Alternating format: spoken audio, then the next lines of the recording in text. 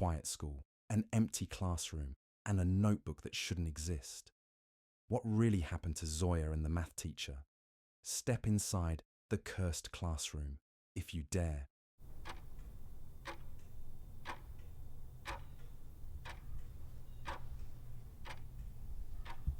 This scary memory of mine is from last year, when I was in 8th grade. That day, 2 of my friends, Zoya and Malia, stayed in class with me after everyone else had left. The school was quiet, the yard empty and deserted. We were laughing when suddenly a door slammed shut somewhere in the hallway. There was no janitor left, no teacher. Only the math teacher, who was finishing up some of her work before leaving. We also knew that they had locked that floor because there had been an incident there before. Someone had attacked another student with a knife, and they said the one who stabbed him wasn't even from our school. As the math teacher passed by, Zoya suddenly said, "Let's go see who it is. Maybe someone got left behind, or maybe a cat or something went up there."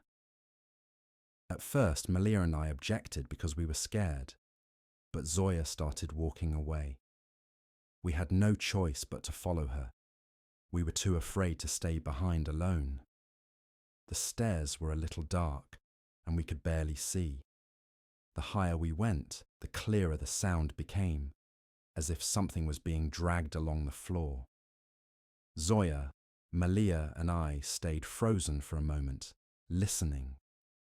The sound of something being dragged along the floor grew louder as we climbed the dark stairs. Every step echoed in the empty hallway, and with each echo, my heart pounded faster.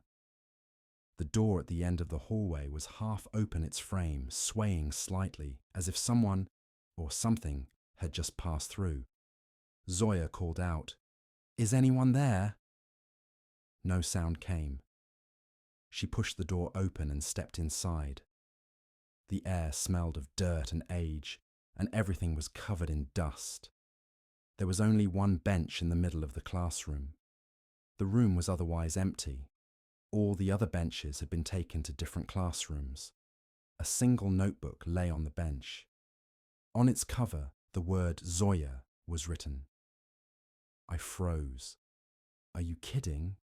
Or is someone trying to mess with us?" I asked. But Zoya just stood there, stunned, unable to say anything. At that moment, we heard footsteps from the hallway. Footsteps that matched ours exactly, but they came from 3 floors below.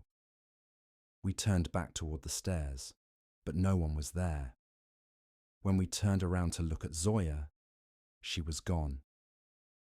We called her name over and over, even checked the bathroom, but there was no one. Finally, we went outside the school and saw Zoya running home in the distance. We returned to the upper classroom, and the notebook was still lying on the bench. But now, its open page was no longer blank. There was a sentence written on it. "Don't be afraid of me. I had to stab him. I just wanted to be friends with him." Then it passed. The next day, when we came to school, Malia and I saw Zoya sitting on a bench, her head resting on it as if she was sleeping. The other students had gathered around her.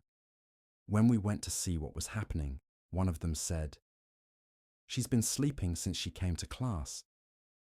I asked, "When did she come?" She said, "About half an hour ago, Then I asked, "Why hasn't the math teacher come?" She said, "They found the math teacher lying on the floor upstairs last night." We were still talking when suddenly Zoya sat up and said, "Nina, I had a wonderful dream." Then she began to tell us about yesterday's story. We all stared at her, silent, pale, and terrified. Even now, I still have trauma from that day. That's it. After that, Zoya went to a therapist and didn't come to school for a few days. But the door to that upper classroom was never opened again. They say it was cursed.